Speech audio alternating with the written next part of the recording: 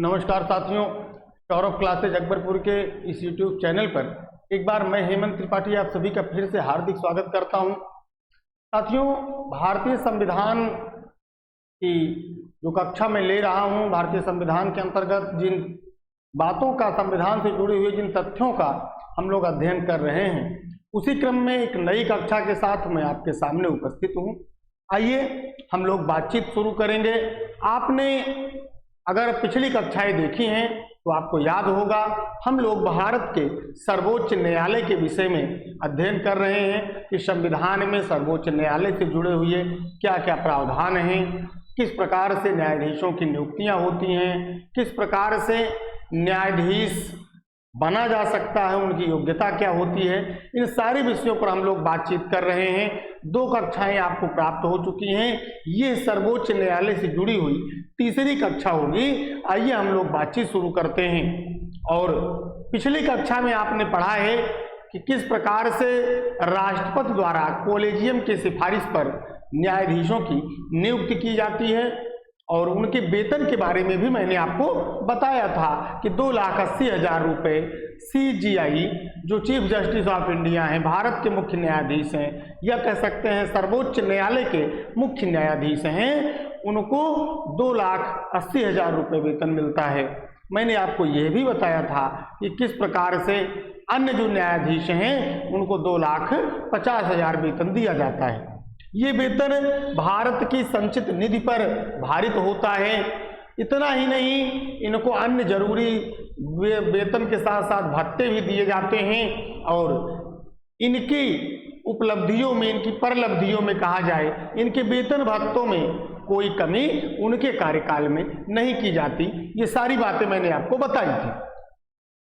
आगे जब हम बातचीत करना चाह रहे हैं तो आज हम बात करेंगे कार्यकाल पर। कार्यकाल की बातचीत कर लेते हैं।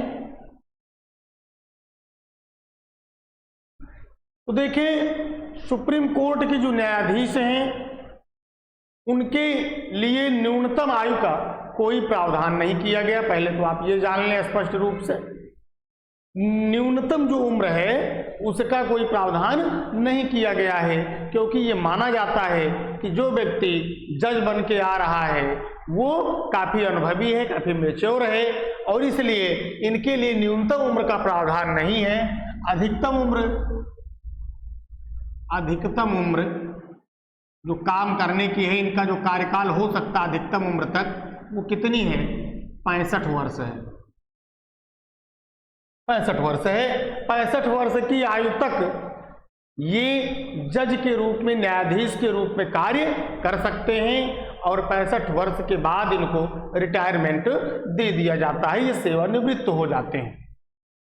तो एक तो बात ये हो गई। दूसरी बात, यदि किसी जज को हटाना हो तो क्या करना होगा, इस पर भी बातचीत करेंगे। दूसरा विकल्प ध्यान दें, हटाने की प्रक्रिया पर बात करें।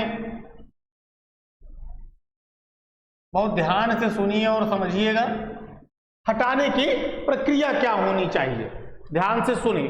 पहली बात तो एक सिंपल सी बात है कि 65 वर्ष की आयु से पहले अगर वो अब त्यागपत्र देना चाहें तो दे सकते हैं। तो हटाने की प्रक्रिया में पहला जो सिंपल है वो क्या है कि त्यागपत्र दे दें।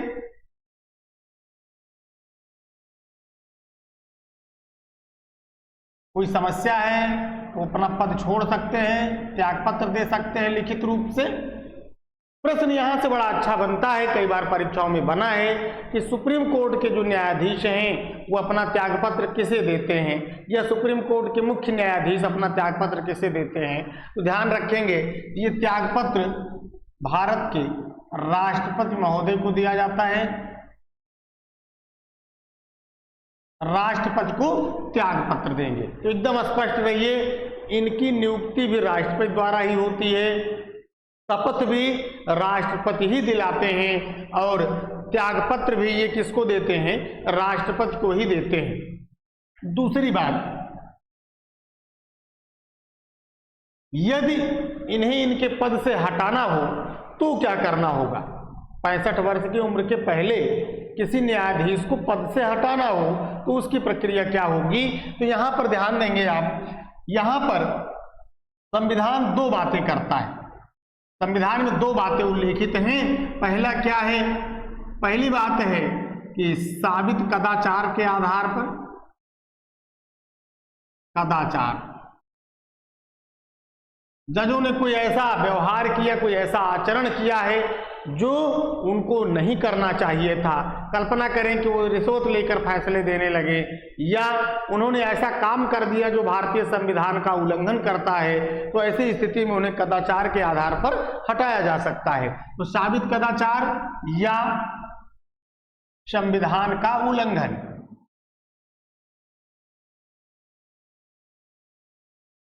संविधान का उल्लंघन, इन दो, मैंने बताया कि दो ऐसे कारण हो सकते हैं जिनकी वजह से हटाया जा सकता है। तो एक कारण ये है, और दूसरा क्या है, अक्षमता के आधार पे यह प्रमाणित हो जाए कि जो न्यायाधीश हैं वो कार्य करने में अक्षम हो गए हैं, कार्य करने की स्थिति में नहीं है, तो भी उन्हें हटाया जा सकता है।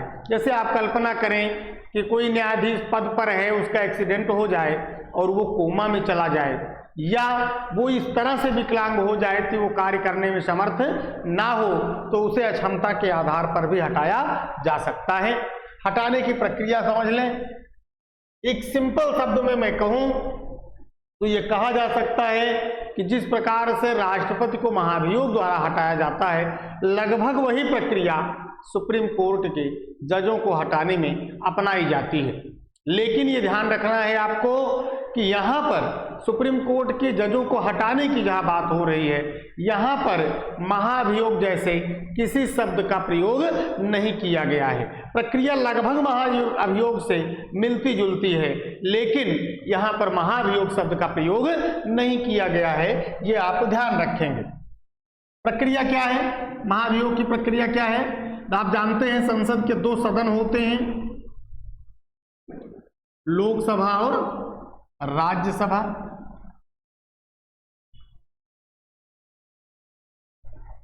यदि कोई जज गलत आचरण करता है, कदाचार करता है, भ्रष्टाचार करता है, तो उसे हटाने के लिए चाहे तो लोकसभा में या राज्यसभा में, दोनों में से किसी भी सदन में प्रस्ताव लाया जा सकता है। संविधान लेकिन एक शर्त लगाता है कि अगर लोकसभा में प्रस्ताव लाना है हटाने का, तो कम से कम 100 सदस्य सहमत हों।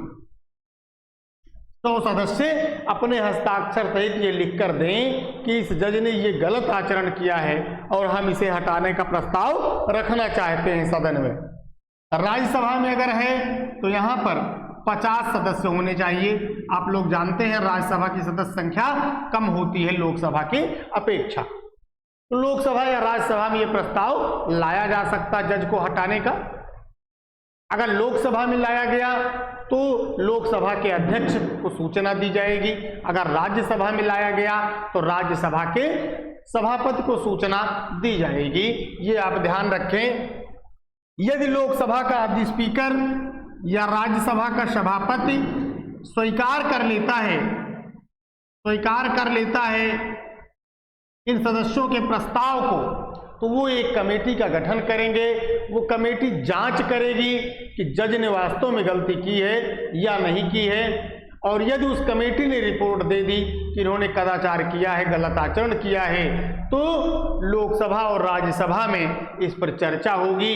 संसद के दोनों सदनों में इस पर चर्चा होगी, मतदान होगा, और इन दोनों सदनों के कुल सदस्यों की संख्या के 2/3 सदस्य, कुल सदस्यों की संख्या के 2/3 सदस्य, 2/3 सदस्य यदि प्रस्ताव को पारित कर दें कि हाँ न्यायाधीश ने गलत आचरण किया है, कदाचार किया है, तो न्यायाधीश को अपना पद छोड़ना होगा।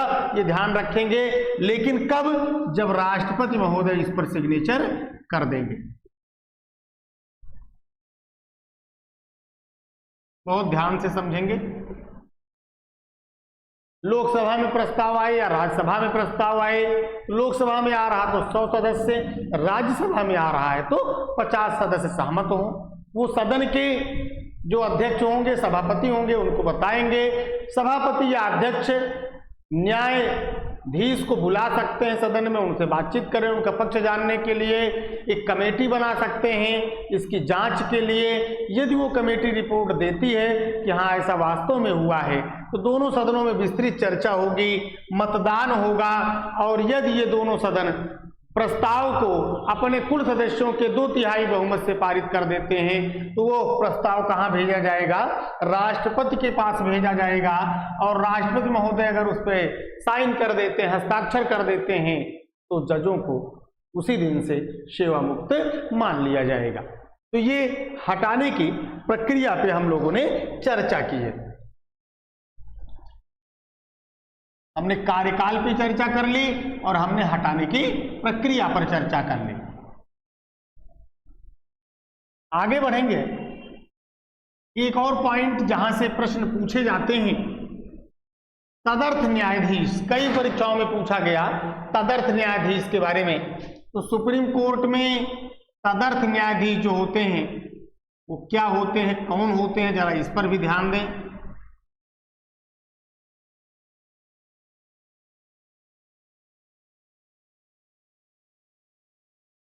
तदर्थ न्यायाधीश, साथियों आपको बताया गया था कि मेरे द्वारा ही बताया गया था कि लोकसभा और राज्यसभा में गणपूर्ति का प्रावधान होता है। एक निश्चित सीमा से कम सदस्य नहीं हो सकते हैं, अगर उससे कम सदस्य हैं तो सदन उस दिन संचालित नहीं होगा। यही स्थिति सुप्रीम कोर्ट में भी अगर बन जाती है, सुप्रीम कोर्ट में मैंने आपको बताया था जज कितने हो सकते हैं इस समय, 1 + 33 अर्थात कुल 34 न्यायाधीश हो सकते हैं। परंतु यदि मुख्य न्यायाधीश को CJI को ये लगता है कि न्यायाधीशों का कोरम पूरा नहीं हो रहा, गणपूर्ति पूरी नहीं हो रही है, तो वे तदर्थ न्यायाधीश के रूप में नियुक्ति कर सकते हैं। किसकी नियुक्ति होगी ये भी ध्यान देने की बात है। किसी हाई कोर्ट में काम करने वाले जज को बुलाया जा सकता है। हाई कोर्ट में न्यायाधीश के रूप में कार्य करने वाले जज को बुलाया जा सकता है। किसके द्वारा? चीफ जस्टिस ऑफ इंडिया के द्वारा। लेकिन ये बाकायदा प्रस्ताव बना के भेजा जाएगा, राष्ट्रपति इस पर अपनी सहमति देंगे, और जिस हाई कोर्ट से बुलाया जा रहा है वहां के मुख्य न्यायाधीश की सहमति भी ली जाएगी। ऐसी स्थिति में हाई कोर्ट के जो जज हैं उन्हें तदर्थ न्यायाधीश के रूप में नियुक्त किया जा सकता है। और अगर पूछा जाए किस अनुच्छेद के तहत, तो ध्यान रखें संविधान के अनुच्छेद 127 में इसका वर्णन किया गया है। तदर्थ न्यायाधीशों की नियुक्ति की व्यवस्था की गई है अनुच्छेद 127 में। आइए आगे बढ़ेंगे।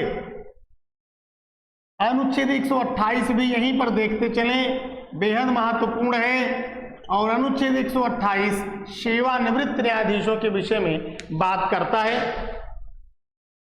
सेवानिवृत्त न्यायाधीश, ऐसे न्यायाधीश जो सेवा से रिटायर हो चुके हैं, रिटायर्ड न्यायाधीश हैं, रिटायर्ड जज हैं। अगर चीफ जस्टिस ऑफ इंडिया चाहें तो उनको भी कुछ समय के लिए, अल्प समय के लिए कार्य करने के लिए बुलाया जा सकता है। और अनुच्छेद 128 के तहत रिटायर्ड जजों को भी कुछ समय के लिए कार्य करने हेतु बुलाया जा सकता है। ये आप लोग ध्यान रखेंगे। आइए थोड़ी सी चर्चा शक्तियों पे हो जाए। शक्तियां, क्या शक्तियां प्राप्त हैं? तो कुछ जो महत्वपूर्ण शक्तियां जहां से प्रश्न पूछे जाते हैं सबसे पहले उनकी चर्चा करेंगे। शक्तियों की अगर बात करें तो जो पहली शक्ति प्राप्त है वो है प्रारंभिक क्षेत्राधिकार के रूप में।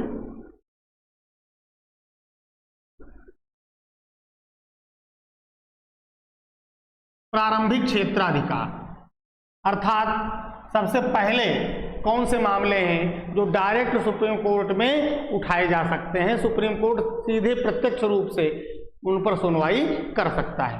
तो साथियों ध्यान रखें, आप लोग जानते हैं हमारे यहाँ इकाहरी नागरिक इकाहरी न्यायपालिका है, न्याय की व्यवस्था इकाहरी है। तो यदि किन्हीं राज्यों के बीच विवाद हो जाए, 2 या 2 से अधिक राज्यों और केंद्र के मध्य विवाद हो जाए, अथवा कुछ राज्य एक तरफ हों, कुछ राज्य दूसरी तरफ हों, ऐसे पक्षों के बीच विवाद हो जाए, तो ऐसी स्थिति में क्या होगा, ऐसी स्थिति में जो मुकदमा सुना जाएगा वो सीधे सुप्रीम कोर्ट के द्वारा सुना जाएगा। इसमें हाई कोर्ट को अधिकार नहीं है कि वो दो राज्यों के बीच के मामले को सुन सकें। तो ऐसे मामले कौन सुनेगा, सुप्रीम कोर्ट सुनेगा। ये प्रारंभिक क्षेत्राधिकार है। राज्यों के बीच विवाद, केंद्र राज्य के बीच विवाद, ऐसे मामले कौन सुन रहा है, सुप्रीम कोर्ट सुन रहा है। आइए दूसरे स्थान पे चलते हैं, दूसरी शक्ति की बात कर लेते हैं। आप लोगों ने पढ़ा है अनुच्छेद 32 संविधान का, अनुच्छेद 32 आपने खूब अच्छे से पढ़ा है, आपको पढ़ाया गया है संवैधानिक उपचारों का अधिकार।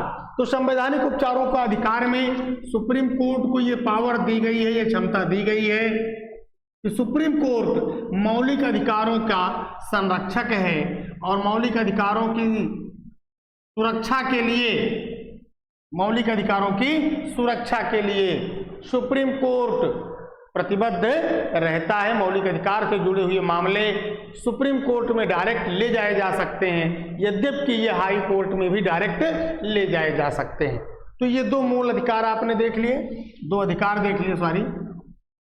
तीसरे अधिकार की बात कर लें, अगर तीसरे अधिकार पे बात करें हम लोग, तो आपने अवश्य सुना होगा न्यायिक पुनरावलोकन की शक्ति।